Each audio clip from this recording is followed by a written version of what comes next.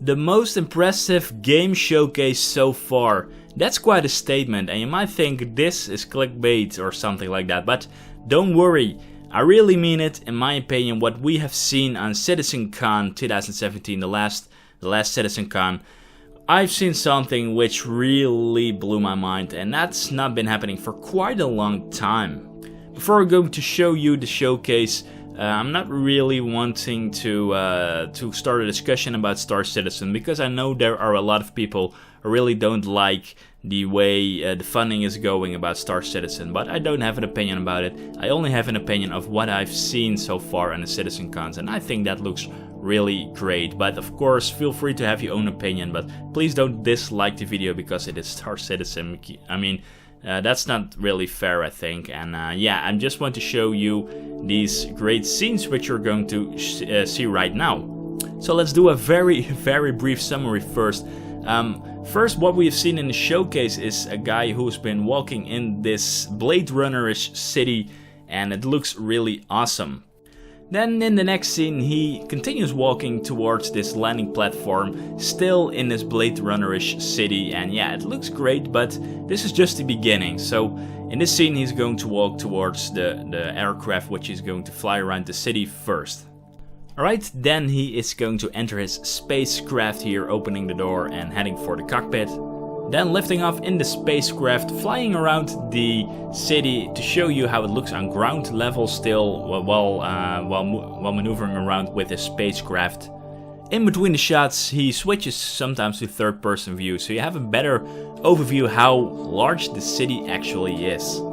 And there in the distance there's another city which he then also flies to. So yeah, this is actually a planet, a real size planet like Earth. And as you showcase here, they have built it. They have built it with cities. So yeah, this is really the scale of an Earth-like planet. So that's seriously impressive in my opinion. And then after he did visit the city, he decides to fly towards the atmosphere because he's going to visit a nearby space station which is just outside of the atmosphere. And please be aware that the scale is of a true planet, and I really mean that, and that's something you're going to see just in a bit. So here is where he looks down to show you a little bit of the scale of the city, and let's just wait a little bit for his rotation, because here you have a little bit of an overview how that looks, how very large this planet is. And yeah, he continues flying until he reaches the space station. And this is the space station which he is coming closer to. And yeah, he's now outside the atmosphere after some time of flying. Then it's time to land the aircraft. And as you can see already, and now even better, the view of the planet.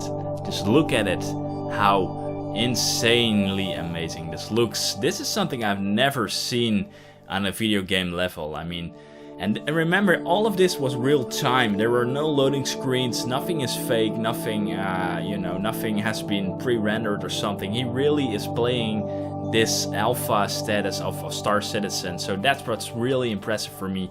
And this is just one of many planets. Really freaking insane.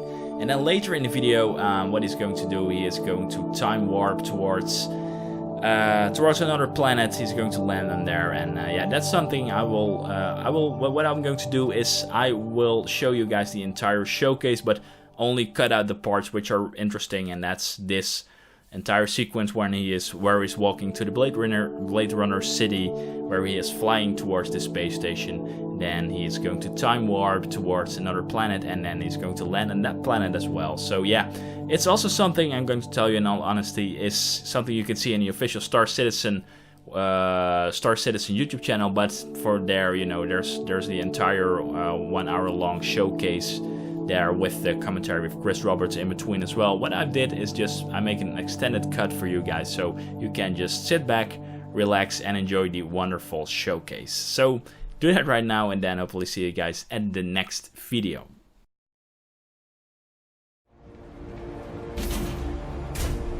Okay, so we've got a bit bigger.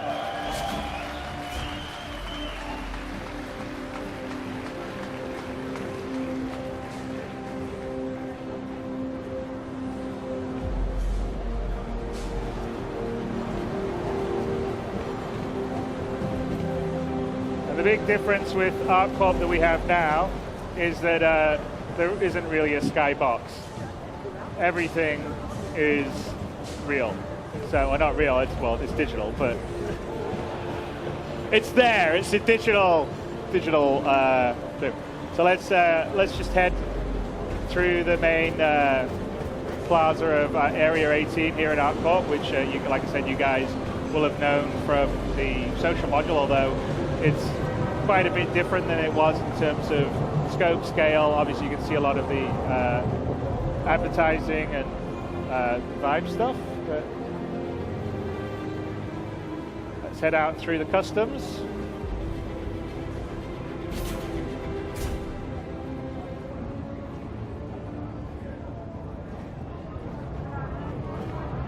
You're clear. Move along. All right, let's go.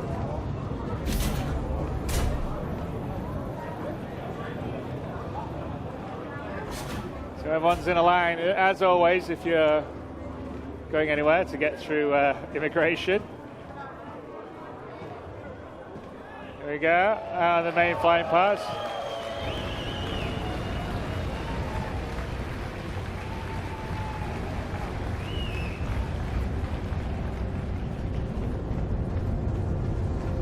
So, yeah, very Blade Runner-esque we got going. So this is a Terrapin, which again isn't in 3.0, but is going to be just after 3.0. Although I think we should probably, Glenn, shouldn't really. Let's start the small amount, right? The new Aurora, perhaps.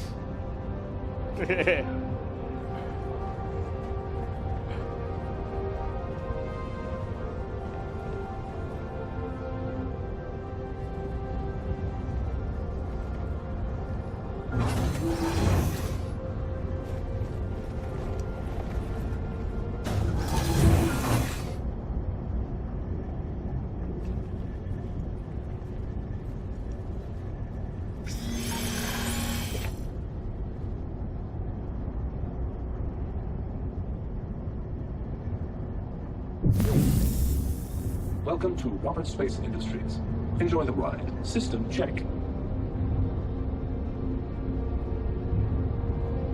Engines are on. All right, let's take off. Let's go flying.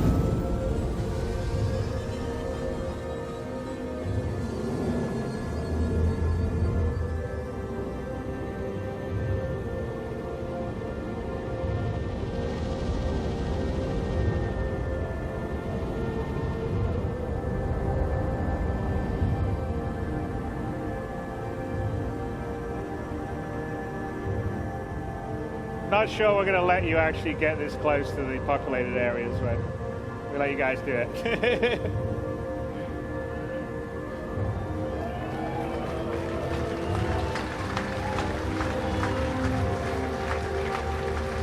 Landing gear complete.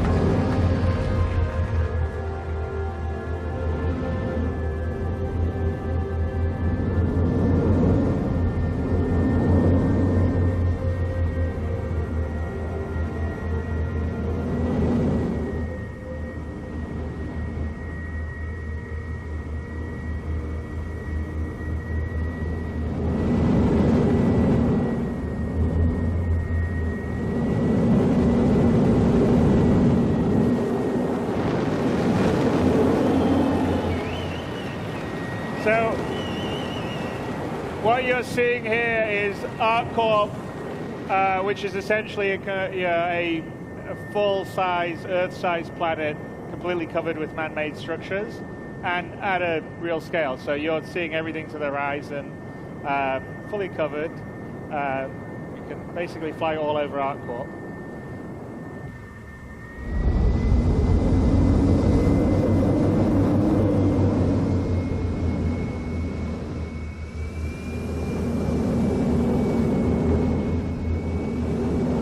So you can see off in the distance another city club. So that up in the distance is area 17, and we're flying over the suburbs now. So this is pretty much Coruscant.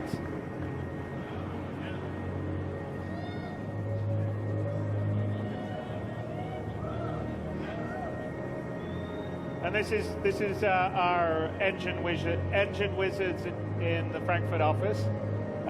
Who's doing this? So Marco Copetta and Alex Ramotti, who will be out here in a bit. And actually, area 17 over there is about 25 kilometers in distance. So we're just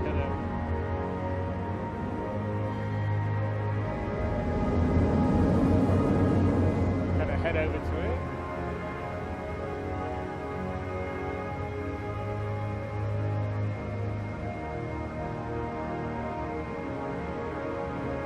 Landing gear deployed. 2947! There's our tradition. Hello, Citizencon 2947. Landing gear raised.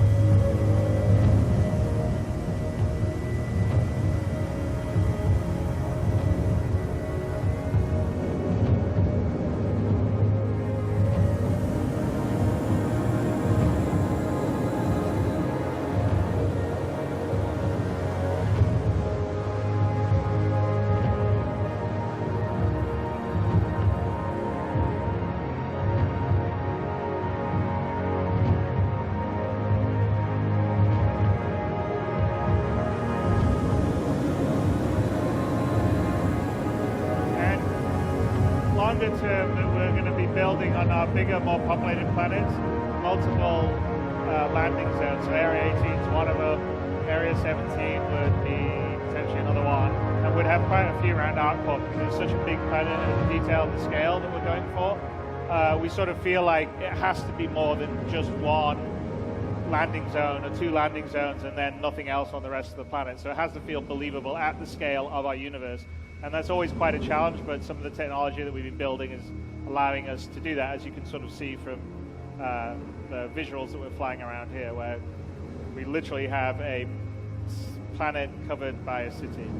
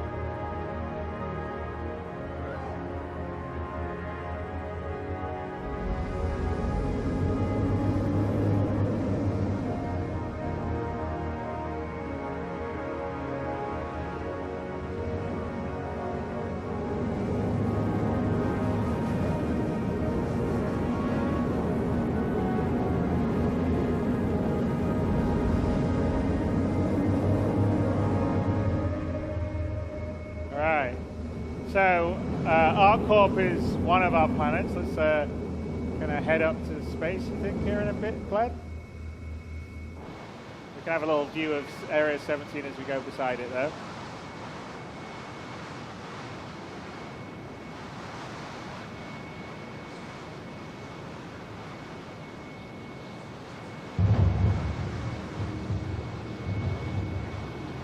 I don't think any other game's quite got this level of scale.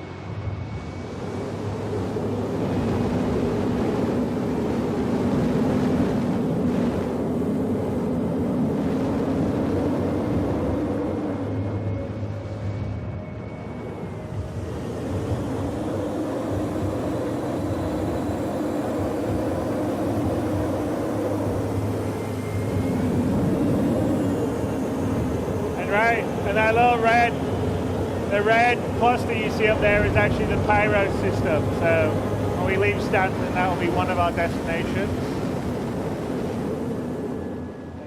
see.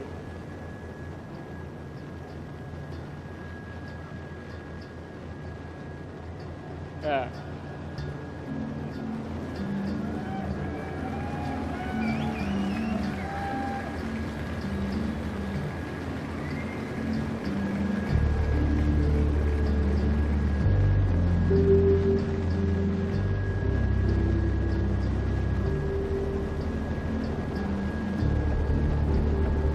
Well, don't worry, we're working hard on it for you guys.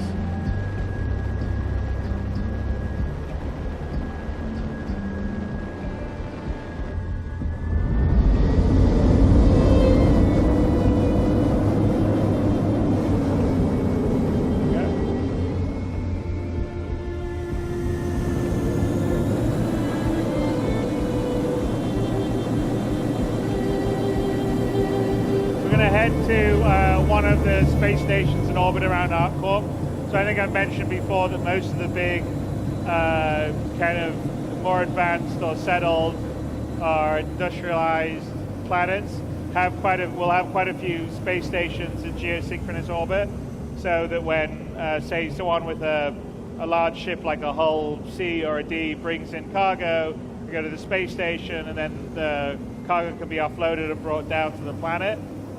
So we're just going to head to one of them. It's built using a new modular space station setup, and it's actually beyond 3.0. You're going to see a lot of space stations and variety, and we'll talk a little bit about how we're going to put them together and build them up in around the Stanton system and the other systems as we expand out.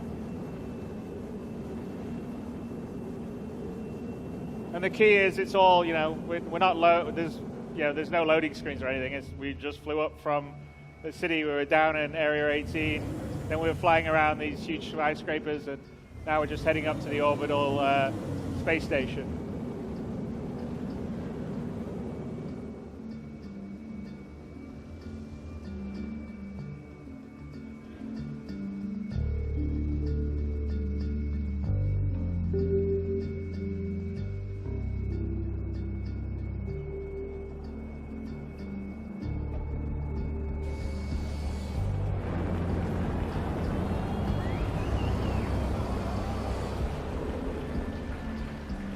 Glenn's just showing off.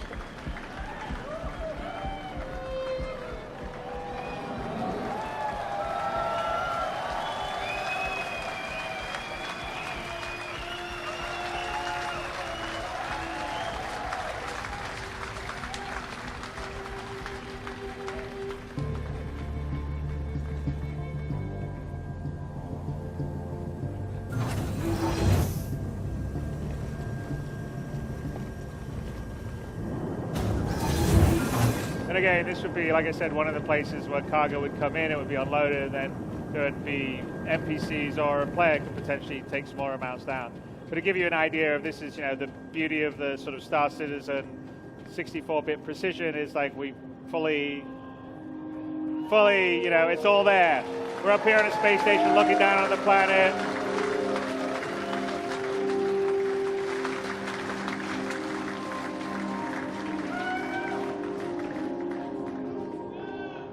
Jump? I don't know, Glenn. Should we jump or not jump? Nah, I don't think so, right?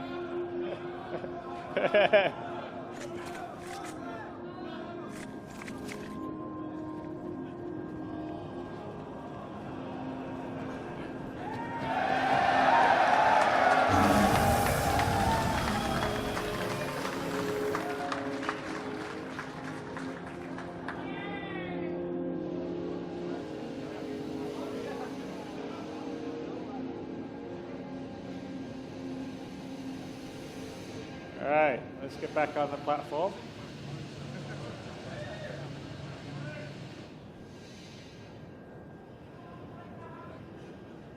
Well, no, his EVA counters the gravity. Plus, gravity is much weaker up here than it's down on the planet. But the gravity is actually properly simulated all the way through, based on your distance from the center of the planet. Want to get up? All right.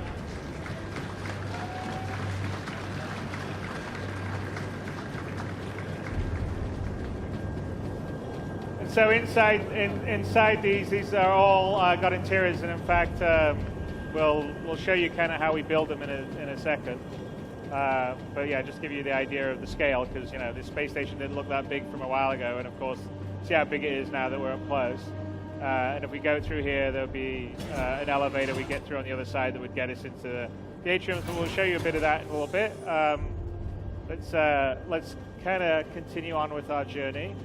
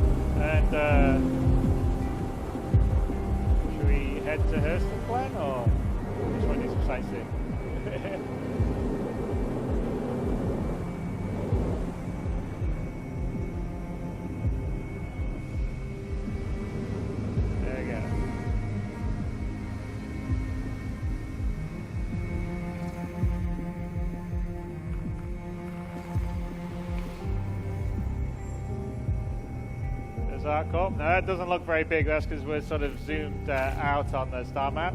But Lorville is 23,205,500, whatever that is, 66 now, 68 kilometers away, which is quite a long distance. So should we start our quantum?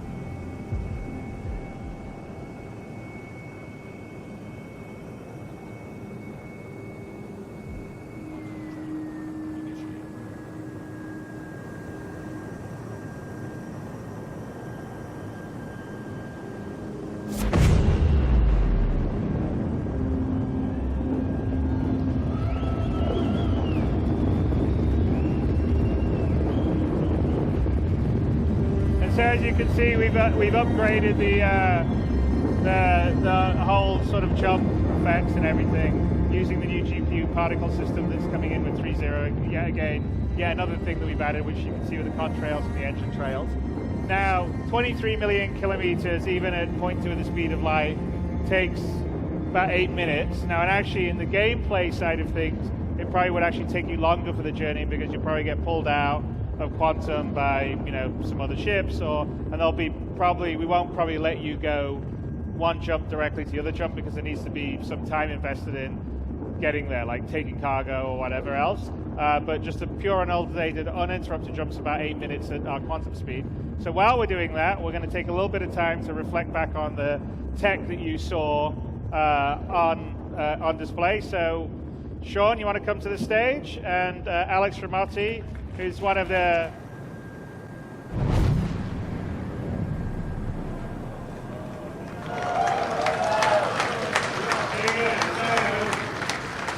I think that was 7 or 8 minutes.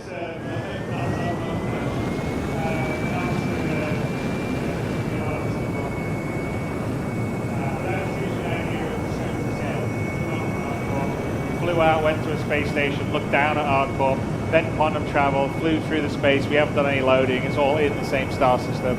And now we're in orbit, like high orbit actually, well, quite a ways out from Hurston, which is another planet inside the Stanton system. ArcCorp is owned by ArcCorp. In the Stanton system, the UE leased each one of the major Earth-type planets to different corporations. In this case, it's Hurston Dynamics, which primarily is a weapons manufacturer. And Hurston itself is it's the sort of planet that is what happens when there is no regulation and there's no environmental protection. So it's probably going to be like China in 100 years or America after the EPA has been dismantled. So let's just head down, and this will be an example of a different style of planet and ecosystem biome. And we're still early days on this because obviously we're still getting 3.0 out views of the environment, and the sort of procedural planet team have been working on ArcCorp and Hurston because they finished all their 3.0 stuff, and we're preparing for the next major release. All this stuff, but there's still a ways to go. So remember, all this is work in progress, and it'll be a lot better and cooler when you actually get your hands on it in the future.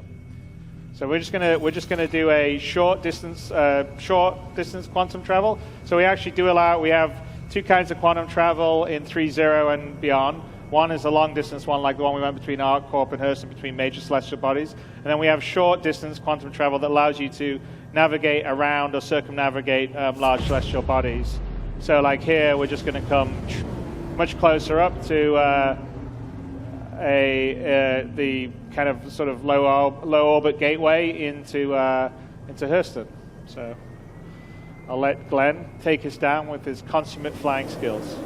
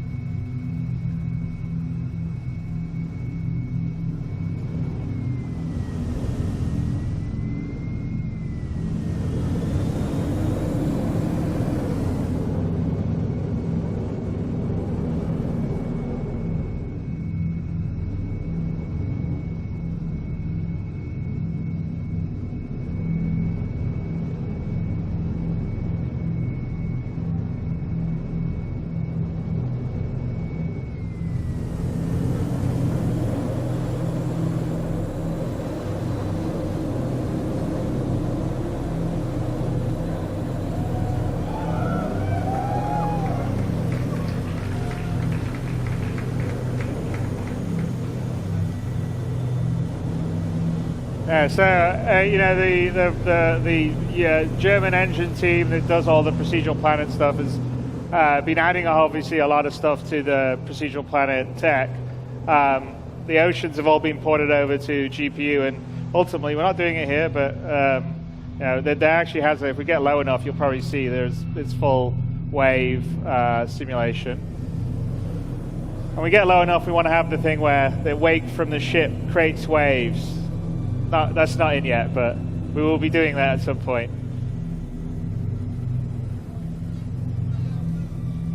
Yes. Well,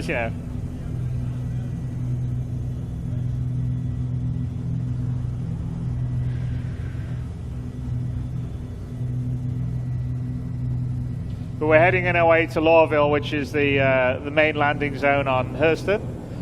So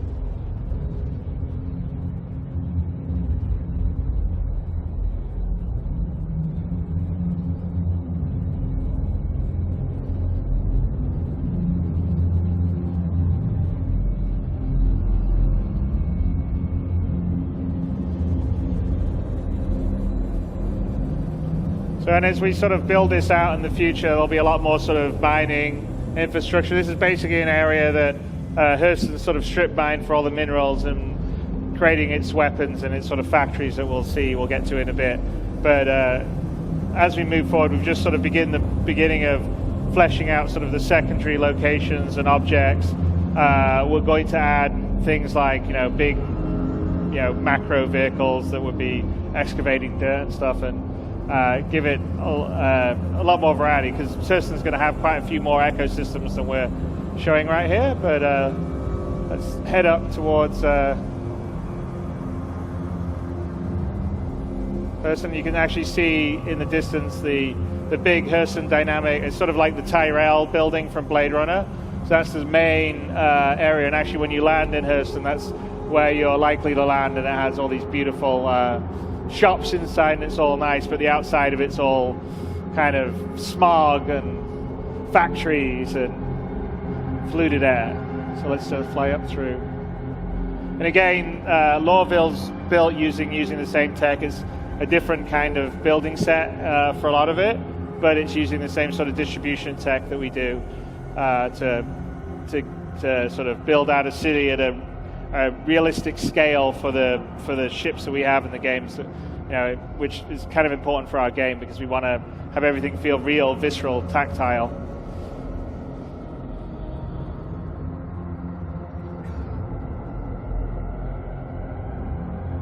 And you can sort of appreciate just the sheer scale of these planets, because off in the distance Hurston didn't look very big, and now we're flying through it, and it's these are pretty tall, big buildings.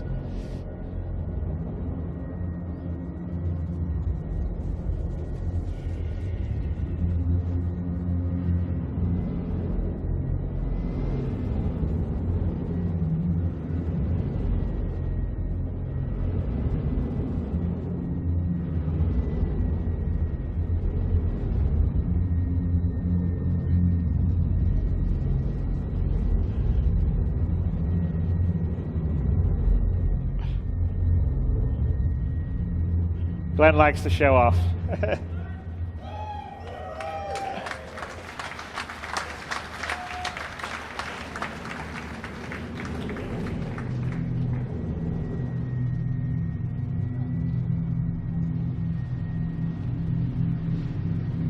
So let's sort of head to the outskirts outside the city, because we want to sort of give you a sense of kind of what it's like in the ecosystems outside, and then also the sense of scale that you get, because when you're flying around, you're moving pretty fast. I mean, we're flying at a pretty fair clip relatively. I don't think they'd like you flying around say Frankfurt at this speed, just above it, but to give you the sense of being able to fly over a planet and then get down on the ground, it's all seamless, and also all the details. So we'll just go out here beyond the main city areas and find a landing spot.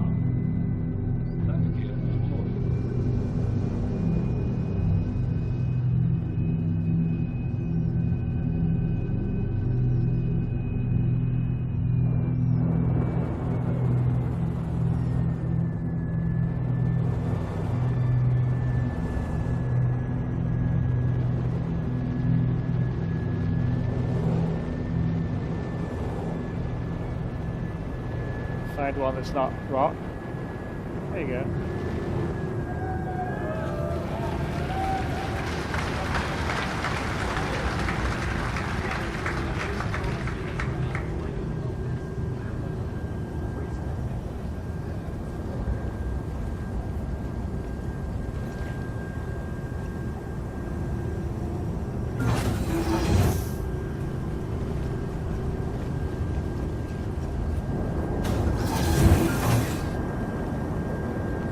So here we are, we're down on the ground, and actually you can sort of see the large structures off in the distance, which maybe didn't look so big when we're flying over them, but really actually are quite massive. And this is kind of like the kind of tundra area outside Lawville. And let's go for a little run.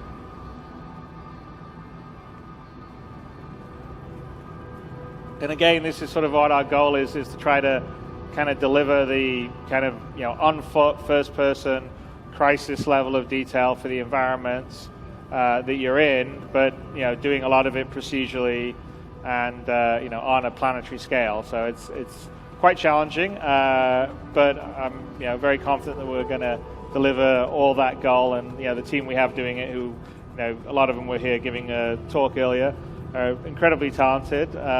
And I'm pretty excited by the potential. I mean, we've got a lot to go in terms of building further ecosystems, also creating fauna for planets. So there's a sense of wildlife. Some could be hostile, some could be passive. But we essentially want to make these planets living places that feel visceral, that have their own identity. When you go to ArcCorp or you go to Hurston, they feel totally different. They match with the sort of story and the history and the lore. And they feel tactile. They feel like a place that you could visit, a place that you could go and tell stories of and take pictures of or share with your friends. So someone's conveniently left us a knot. So you can use that to get a bit closer into the city.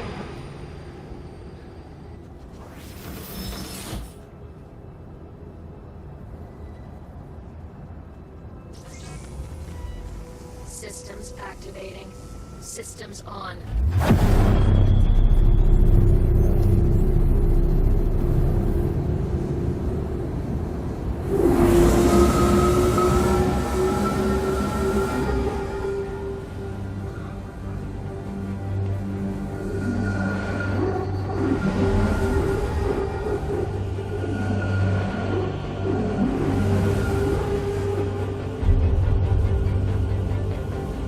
You sort of can see the city stuff that seemed quite small as we flew over it. We're down on the ground and it's pretty huge. Oh, all right, let's see if...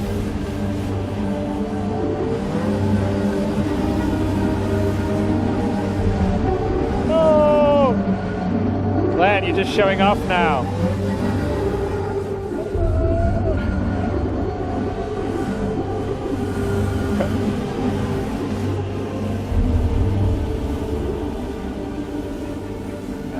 See, it's just a show off, Glenn.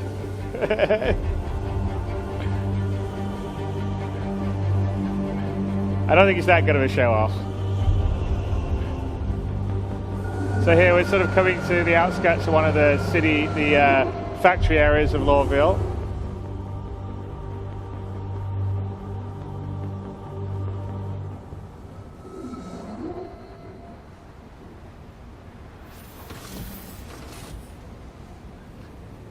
Right.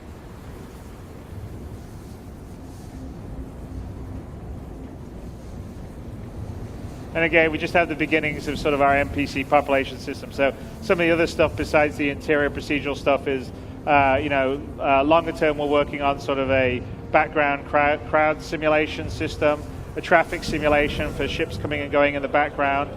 The Nox says it sounds a little physics bugs going on. Then we have foreground NPCs that would be like mission givers that have their own full schedules and stuff like that. But all the places will get populated and feel like they're full of life. So you'll have like I said, the whole goal is to have 90% NPCs to 10% players in the universe. And when you come to a place like Lawville or a place like ArcCorp, it has to feel like you know, it has millions of people in it because these cities are of that scale, and that's sort of what we're used to. And so we're working very hard to build background systems to be able to do that, scale it, create them on demand, and create a, you know, realistic feeling location on whatever planet you're visiting. So as you can see, there's the Hurston Dynamics, you know, main building off in the distance. So it's you know, again, that gives you a sense of like the scope and the scale of the city really is compared to what we're doing now.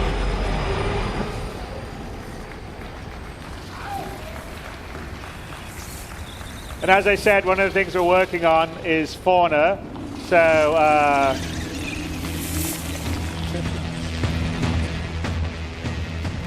so these are the Oni, the cypherpod Oni crabs.